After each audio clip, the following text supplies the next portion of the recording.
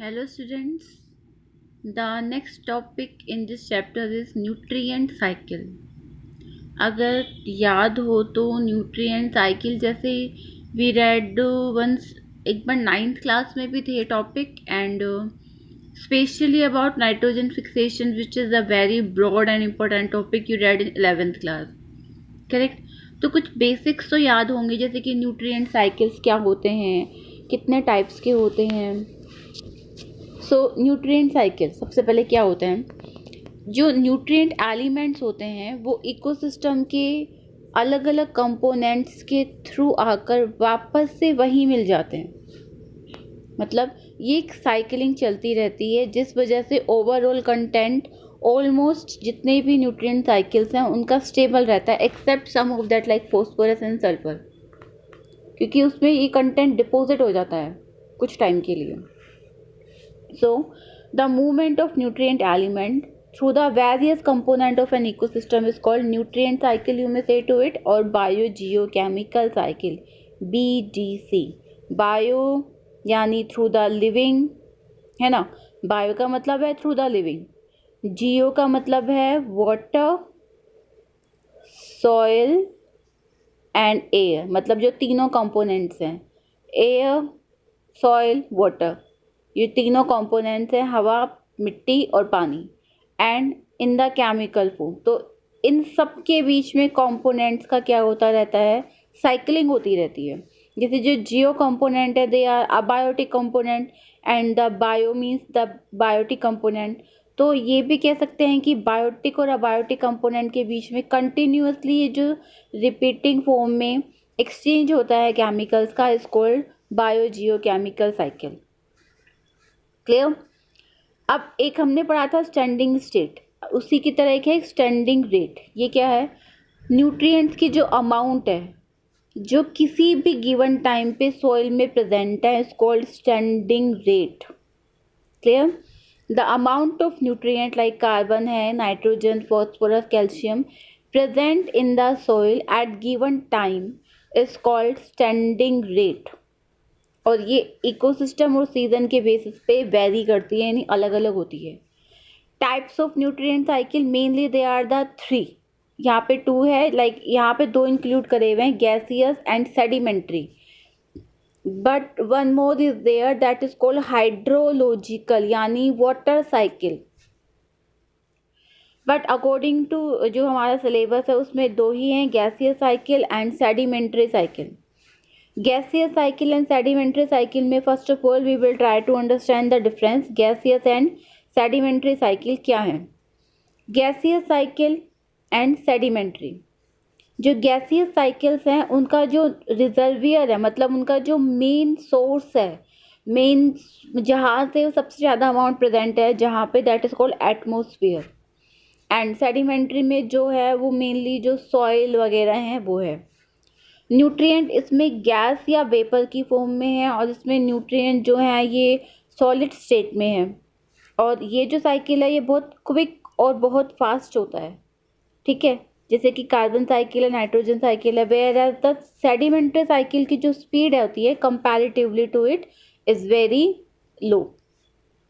So here the difference again given. The reservoir is earth crust. Nutrient is non gaseous, gaseous form में नहीं है and very slow. Example is phosphorus cycle and sulphur cycle. Clear. And third is hydrological cycle. You may remember this is the water cycle is there. Environment factor जैसे कि soil है, moisture है, pH, temperature, ये सब क्या करते हैं, ये न्यूट्रिएंट की जो अमाउंट है उसको रेगुलेट करते हैं एटमोसफियर में. ठीक है. एंड जो रिजर्वियर था उसका क्या काम है कि जो इम्बैलेंस हो गया है इनफ्लक्स एंड ई फ्लक्स में उसको मेंटेन करना. ठीक है, ये काम है रिजर्वियर का क्योंकि उसी में सबसे ज़्यादा अमाउंट उसकी लोकेट है. अब this cycles we will read. Remember इन साइकिल्स के जो डायग्राम्स बुक में दे रखे हैं, suppose this is the diagram is given for phosphorus cycle. ये सेम डायग्राम लर्न करना है. एक्चुअली एग्जाम में क्या होता है कि ये फिल कर दिया, ये फिल कर दिया, यहाँ पे क्वेश्चन मार्क दे दिया या ए लिख दिया, यहाँ बी लिख दिया. तो identify A and B. And explain that particular nutrient cycle. तो इस तरीके का क्वेश्चन आता है। सो इस एनसीईआरटी के बाहर तो कुछ आता नहीं है, तो तुम्हें केवल एनसीईआरटी के डायग्राम्स ही लर्न करना है। क्लियर? तो जिस तरीके से सीक्वेंस में दे रखा है ये ईच एंड एवरी वर्ड, उसी सीक्वेंस में से याद करना है। So now the first cycle is phosphorus cycle. अब सबसे पहले हम ये देखते हैं फॉस्फोरस की हमें नीड क्यों है। Like phosphorus is the major constituent of biological membrane. जो हमारी बायोलॉजिकल मेम्ब्रेन है यानी जो प्लाज्मा मेम्ब्रेन है उसमें मिलते हैं फॉस्फोलिपिड। ये सब फोस्फो यानी फोस्फेट ग्रुप उसमें है यानी फॉस्फोरस है। एज सेम न्यूक्लिक एसिड के अंदर हम पढ़ते हैं phosphate the nitrogenous basis pentose sugar and phosphate उसमें भी है। एंड जो सेलुलर एनर्जी है यानी एटीपी एडिनोसाइन ट्राइफॉस्फेट, इसीलिए हमें फॉस्फेट चाहिए क्योंकि ये सब बनाने के लिए हमें फॉस्फोरस की नीड है। एनिमल्स कुछ हैं उनकी जो शेल है कवच है बोन्स और टीथ में भी फॉस्फोरस होता है। इसका जो नेचुरल रिजर्वियर है, रिमेंबर इम्पोर्टेंट क्वेश्चन है ये, कि जो फॉस्फोरस का नेचुरल रिजर्वियर है वो क्या है, रोक। ठीक है, जिसमें फॉस्फोरस किस फॉर्म में मिलता है, फॉस्फेट की फॉर्म में मिलता है फॉस्फोरस। अब इसके कुछ स्टेप्स हैं।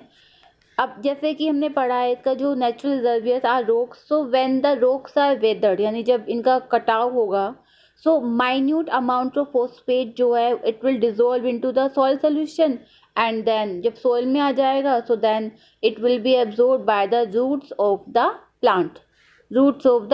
सो same it is given, rock minerals के वेदरिंग से it will come into the soil solution and soil solution से it is uptake by the producers. Producers means green plant. They will take it by the process of transportation which we know through the मतलब जो through the vascular bundles minerals are absorbed. From the producer it is taken by the consumers. Consumer means सबसे पहले तो कौन से होंगे, herbivores, then from herbivores to carnivores and all that. अब इनकी डेथ से, किनकी, प्लांट्स की डेथ से एंड कंज्यूमर की डेथ से जो भी मटेरियल बना that is called detritus which we know, and detritus के डीकम्पोजिशन से again it will release into the soil and from soil some of the particle some of the will be run off with the water and rest of that will again uptake by producer. Clear? Once look again. First of all, जो rock as we know the reservoir is rock, so that due to the weathering of rock by the action of wind, temperature, sunlight, some of the phosphate will dissolve in soil solution, uptake by producers, from producers to consumer, the death of producer and consumer form detritus material in the soil, and the decomposition of detritus again release phosphate into the soil. Some of that will run off and rest of that will be uptake by the producers. Clear? This is called phosphorus cycle. Second cycle is carbon cycle. It is the most common nutrient cycle है। जो हमारी body है उसमें water के बाद 49% जो dry wait है it is made up of carbon and 71% of carbon जो है it is found in dissolve form in ocean, और उसी वजह से पूरा रेगुलेशन चलता है कार्बन का इन atmosphere. Carbon cycle occur through the atmosphere, ocean, living and dead organism, सबके थ्रू चलता है, सारे पार्ट्स में इन्वॉल्व हैं। एंड इसका जो रिजर्वियर है वो कौन सा माना जाता है, fossil fuel also represent. Main reservoir तो हम कह सकते हैं कि ओशियन है क्योंकि 71% मिल रही है, but beside of it fossil fuel also represent reservoir of carbon. These are some datas which you have to learn.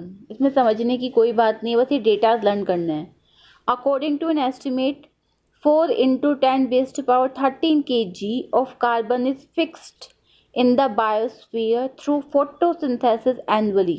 हर साल इतना amount of carbon fixed किया जाता है by the procedure of photosynthesis, and इसमें से कुछ अमाउंट वापस से CO2 के थ्रू रिलीज होता है due to the respiration, correct, and by the activities of decomposer, इन सब के थ्रू वापस से कुछ अमाउंट रिलीज होता है।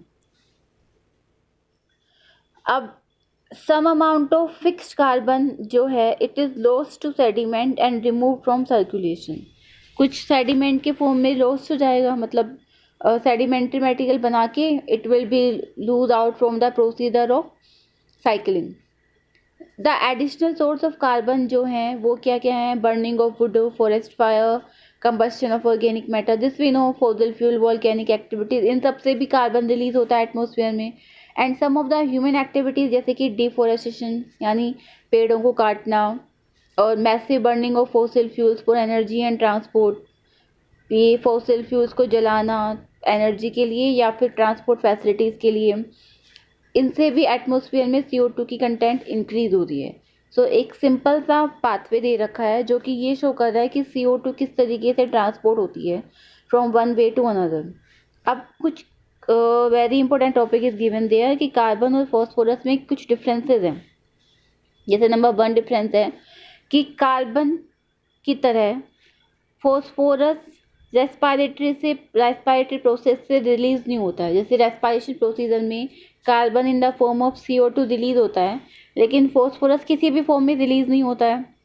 सेकेंड, जो फॉस्फोरस का थ्रू द रेनफॉल इनपुट है वो बहुत कम है कार्बन इनपुट से, यानी जब रेनफॉल आती है तो कार्बन किसी न किसी फॉर्म में रेनफॉल के थ्रू आता है but not phosphorus. And third number, phosphorus का ऑर्गेनिज्म एंड एनवायरनमेंट के बीच जो चेंज है वो नेलिजिबल है, बहुत कम है, जबकि CO2 का यानी जो कार्बन है वो प्लांट्स और animal and atmosphere continuously exchange है, एटमॉस्फेयर से प्लांट्स में, प्लांट से एनिमल से अगेन एटमॉस्फेयर में। So this is some simple difference.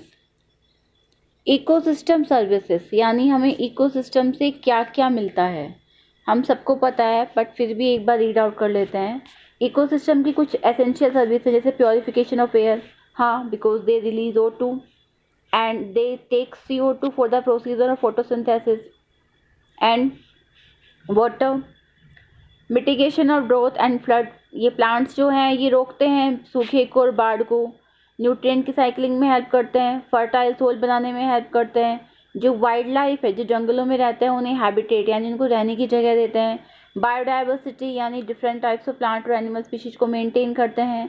इसके अलावा जो pollinate crops by component of natural ecosystem, जैसे बीज और इंसेक्ट्स हैं, वो भी नेचुरल इकोसिस्टम जो भी मतलब नेचुरल वे में प्लांट्स और जो भी ट्रीज हैं उनको पॉलिनेट करते हैं। बिसाइड ऑफ इट सम कुछ अलग फंक्शन जैसे कि कार्बन फिक्सेशन है। ह्यूज अमाउंट ऑफ CO2 जो है it is fixed by plant in the organic form यानी C6H12O6 में, और सभी के सभी इस पर डिपेंड करते हैं जितने भी कंज्यूमर्स हैं। Next is release of oxygen, yes they release oxygen by the process of photosynthesis, by product की फॉर्म में प्लांट रिलीज O2। जैसे एक प्रोडक्ट तो होता है C6H12O6 which is called main product, beside of it another product is oxygen that is called byproduct and which improve the air quality and support the life on earth। Dispersal of seed में जो biotic और abiotic component है help करते हैं। इसके अलावा ये aesthetic, cultural and spiritual value भी देता है, यानी हम कह सकते हैं कुछ प्लांट्स जो हैं वो जुड़े हुए हैं मतलब हिंदू रीतियों से, मान्यताओं से कि इनको जैसे अशोक का पेड़ है, तुलसी का पौधा है, इस तरीके से। अब फिर अगेन कुछ फैक्ट्स हैं जैसे कि रॉबर्ट कॉन्स्टेंजा और उसके कॉलेजियस ने जो हमें इकोसिस्टम से जो भी मिलता है उसको एक टैग दिया था, प्राइस टैग कितना मिलता है, तो उन्होंने कितना टैग दिया इसको 33 ट्रिलियन US डॉलर जितना मटेरियल हम इकोसिस्टम से लेते हैं, जबकि हमारा जो ग्लोबल ग्रोथ प्रोडक्शन है वो केवल 18 ट्रिलियन US डॉलर है। मीन्स इकोसिस्टम से हमें जो भी सर्विसेज मिलती हैं उसको अगर हम खरीदना चाहें तो उनकी वैल्यू है 33 trillion US dollar. For simple example, hospital में अगर एक ऑक्सीजन सिलेंडर लगवाओ तो उसकी वैल्यू कुछ होती है, एक्चुअली मुझे भी नहीं पता उसकी वैल्यू होती है, बट ऑलमोस्ट है 1000 रुपीज़, तो उससे ज़्यादा होती होगी एक ऑक्सीजन सिलेंडर, बट नेचर हमें वो फ्री में दे रहा। इसी तरीके से ओवरऑल अगर देखा जाए तो ये 33 ट्रिलियन US डॉलर देता है, जबकि जो हमारा ग्लोबल ग्रोथ प्रोडक्शन है that is only 18 trillion US dollar. Out of the total cost of various ecosystem services जो सॉइल फॉर्मेशन है वो कितना है 50%, that is 50%, and contribute to other services like nutrient cycle, और ये जो कितना है, ये केवल 10% है, और क्लाइमेट रेगुलेशन और हैबिटेट फॉर वाइल्ड लाइफ ये 6% है। मतलब अलग अलग कोर्स हमने अलग अलग चीज़ों को दे दी। So here this is the last topic of this chapter is completed. Keep reading.